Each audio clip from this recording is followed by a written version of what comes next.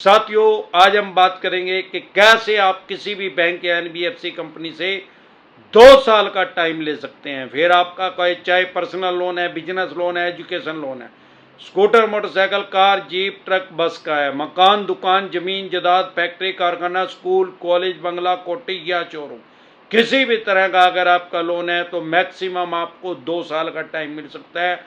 2 साल का ये जरूरी नहीं है कि 2 साल का ही मिलेगा। अगर आपको मिलेगा 3, 6, 9, 12, 15, 18, 21 या 24, मिनिमम 3 महीने का मिल सकता है और मैक्सिमम 24 महीने का टाइम मिल सकता है। साथियों, 2 तरह की बैंक के साथ या एनबीएफसी कंपनी के साथ सेटलमेंट होती है। एक को बोलते हैं ओटीएस। ओटीएस जैसे नाम से ही पता लग रहा है, वन टाइम सेटलमेंट, यानी कि जो भी म्यूचुअल अंडरस्टैंडिंग में आपकी आपसी सहमति में राशि निर्धारित हुई है, पैसे निर्धारित हुए हैं कि भाई 10 लाख के मान लो 2.5 लाख रुपए में बैंक या एनबीएफसी कंपनी एग्री है, आपका कोई अनसिक्योर लोन है, ज़्यादातर इसमें हो जाता है। अगर आपको सेटलमेंट करनी है, सेटलमेंट डिसेंटेड वाई लिख के वीडियो देखें यूट्यूब के सर्च के ऑप्शन में, तो आपको पता लग जाएगा कि सेटलमेंट लोन से रिलेटेड जो भी डॉक्यूमेंट्स है, अगर आप हमारे से पर्सनल मीटिंग करना चाहते हैं तो 5 स्टेटों में हमारे ऑफिस है। अगर आप दिल्ली से देख रहे हैं तो कुंडली में मीटिंग कर सकते हैं, हरियाणा से देख रहे हैं तो एनसीआर में कर सकते हैं, मुंबई से देख रहे हैं तो गोरेगांव में कर सकते हैं, पंजाब से देख रहे हैं तो लुधियाना में कर सकते हैं, गुजरात से देख रहे हैं तो अहमदाबाद, दिल्ली दरवाजा पे कर सकते हैं। साथियों, लोन से रिलेटेड जो भी डॉक्यूमेंट्स है वो सभी लेके आप मेरे से पर्सनल मीटिंग कर सकते हैं या टेलीफोनिकली वीडियो ले सकते हैं, या आपको सारे देश में कहीं पे भी एडवोकेट की जरूरत है, आपका कोई चेक बाउंस का केस हुआ है या अन्य कोई लीगल प्रॉब्लम आ रही है, कश्मीर से लेके कन्याकुमारी तक, आसाम से लेके गुजरात तक हमारे पैनल पे एडवोकेट काम कर रहे हैं। आप हमारे से एडवोकेट ले सकते हैं, अपनी जमानत करवा सकते हैं। करते समय क्या सावधानी बरतनी पड़ेगी? अगर आप दोनों पार्टियों की सहमति है, बैंक की और आपकी, और आप 2.5 लाख रुपए में सेटलमेंट करना चाहते हैं, तो अगर आप एक बार में पैसा देते हैं उसको बोलते हैं बैंकिंग की भाषा में ओटीएस। अगर बैंक आपको 5 या 6 महीने का टाइम देता है, क्योंकि बैंक सेटलमेंट मैक्सिमम 6 महीने का टाइम देता है, वो 2 महीने का भी दे सकता है, 4 का भी, 6 महीने का भी। उसको क्या बोलते हैं? उसको नॉर्मल भाषा में आम आदमी के मतलब कहते हैं कि ईएमआई में सेटलमेंट होगी। भाई हमने 25 किस्तें देनी थी, अब जो भी हमारा अमाउंट डिसाइड हुआ है वो अब हमें, फॉर एग्जांपल 10 लाख का 2.5 लाख रुपए अब हमें 5 ईएमआई में देना है। लेकिन बैंकिंग की भाषा में इसको बोलते हैं रेगुलर सेटलमेंट। लेकिन मेरा यह सुझाव है कि कभी भी रेगुलर सेटलमेंट ना करें, जब भी करें ओटीएस करें, वन टाइम सेटलमेंट करें। ऐसा नहीं है कि इस साल सेटलमेंट का ऑफर आया, हर साल सेटलमेंट का ऑफर आता है, बार बार सेटलमेंट का ऑफर आता है। ब्रिटिश काल से सेटलमेंट होती आ रही है। हमारे देश में सबसे पहला बैंक था बैंक ऑफ मद्रास, 1843 में जिसकी नींव रखी गई, ब्रिटिश काल में, मद्रास में, जिसको आजकल चेन्नई बोलते हैं। आज तक 180 साल हो गए हैं बैंकिंग को चलते हुए, तब से ओटीएस होती आ रही है, सेटलमेंट होता आ रहा है, और अनंत काल तक, जब तक दुनिया रहेगी, जब तक बैंकिंग रहेगी, तब तक सेटलमेंट होती रहेगी। वही लगी फटने, खैरात लगी बटने, ऐसे कोई खैरात नहीं बैठता। अब सवाल ये आता है कि अगर आप 2 साल तक का मैक्सिमम टाइम चाहते हैं तो ऐसी कोई सेटलमेंट नहीं होती कि जिसमें कोई भी बैंक या एनबीएफसी कंपनी आपको 2 साल का टाइम दे दे। भाई आप 2 साल तक ईएमआई में इनकी पैसे दे देना, या 2 साल की, जिसको बैंकिंग की भाषा में रेगुलर सेटलमेंट बोलते हैं, कि आप इनका पैसा 24 महीने में दे देना। ऐसी कोई सेटलमेंट नहीं होती हमारे देश में, कोई भी बैंक या एनबीएफसी नहीं करता। अब आपको टाइम कैसे मिल सकता है? वो एक किस्म का मोरेटोरियम होता है, जैसे गवर्नमेंट ने दिया था 2020 में, जब 25 मार्च 2020 को सारा देश बंद हो गया था, तो मोरेटोरियम 01 लागू कर दिया गया था सारे देश में। मतलब आप चाहें तो 3 महीनों का हॉलीडे ले सकते थे ईएमआई का, मतलब 3 महीने ईएमआई देनी ही नहीं। उसके बाद 02 आया तो 3 महीने और नहीं देनी, यानी 6 महीने नहीं देनी। ऐसे ही आपको 24 महीने तक का टाइम मिल सकता है कि 2 साल तक आपको ईएमआई देनी नहीं। लेकिन वो सेटलमेंट में ऑप्शन नहीं है, उसको बोलते हैं रिस्ट्रक्चर बैंकिंग की भाषा में। सामान्य बोलचाल की भाषा में अगर बात करें तो इस बिल्डिंग को तोड़ दो, नेस्तनाबूद कर दो, जमीन में मिला दो, और इसकी दोबारा से नींव खोदो और दोबारा से इसको 10 मंजिल 20 मंजिल बना दो, जितना मंजिल चाहिए गवर्नमेंट से पास करवा के।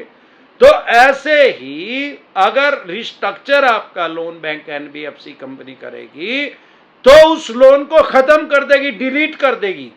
एक नया लोन अकाउंट नंबर आपको दिया जाएगा, नई प्रोसेसिंग फीस ली जाएगी, नई टर्नओवर बनेगी, उसमें आपके हिसाब से बन सकती है कि आप कितने साल की चाहते हो। अब जब नई टर्नओवर बनेगी तो उसमें वो क्लोज आ जाएगा कि आपको 3 महीने का टाइम दिया जा रहा है, 6 का, 9 का, 12 का, 15 का, 18 का, 21 या 24 का, मतलब आपको मिनिमम 3 महीने से लेकर 2 साल तक का टाइम बैंक या एनबीएफसी कंपनी दे सकती है।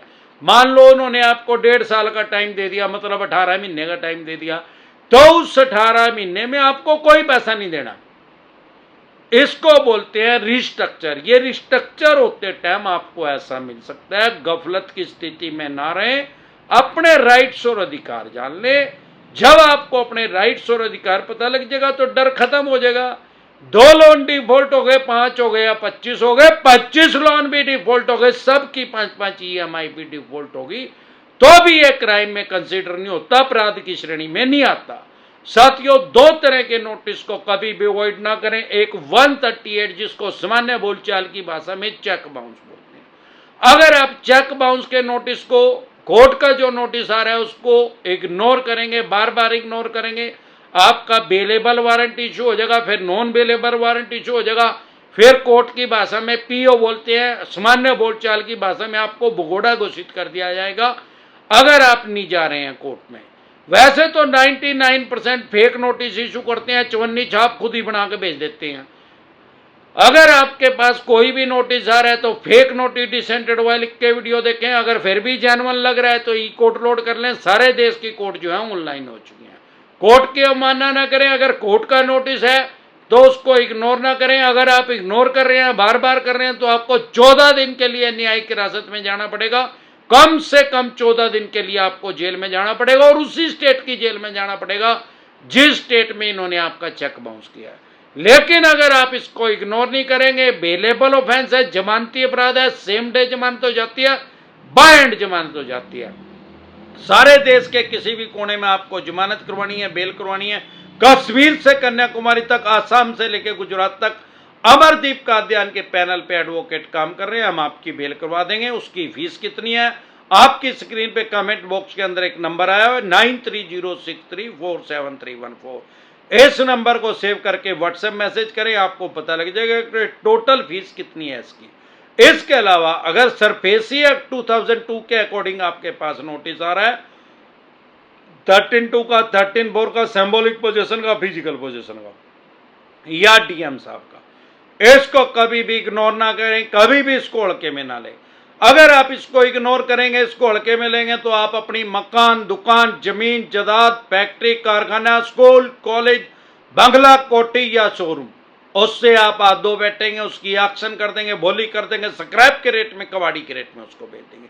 लेकिन अगर आपको अपने राइट्स और अधिकार पता है, क्योंकि ये वर्ल्ड की सबसे बड़ी डेमोक्रेसी है, दुनिया का सबसे बड़ा लोकतंत्र है, सरफेसी एक्ट या कोई भी एक्ट ऐसा नहीं आ सकता हमारे देश में कि जो आपके फंडामेंटल राइट्स जो हैं, जो संविधान ने आपको अधिकार दिया, उनको खत्म कर दे।